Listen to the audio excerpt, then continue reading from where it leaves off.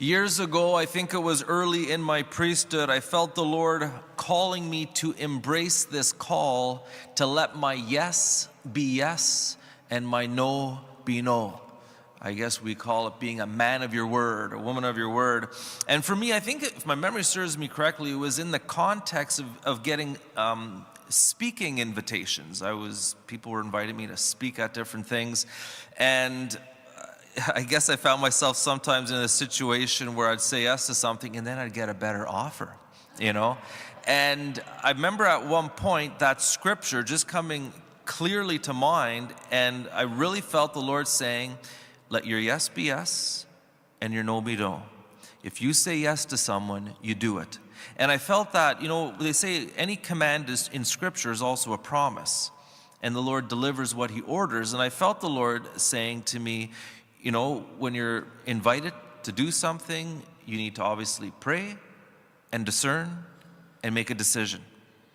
And once you make the decision, you keep your word. And I felt the Lord kind of, with this, there was a promise that in his providence, he would take care of me. Like he would just arrange things that if I say yes, that's the best thing to do.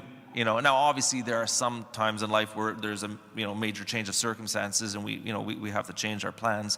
But it was very good for me. Part of it was it also makes life more simple, less getting stressed out about changing your mind. If you say yes, you just tell I already have an engagement.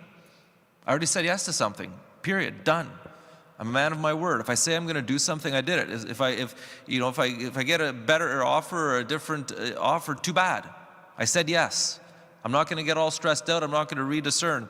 And it's funny because years later, when I was in Houston, there was a young lady in my church, and she was, becoming a bit of a well-known speaker, very gifted. And she came up to me one day. She says, "Oh, I agreed to speak at some event, prayer group or something, and I just got an invitation to speak at whatever, a conference.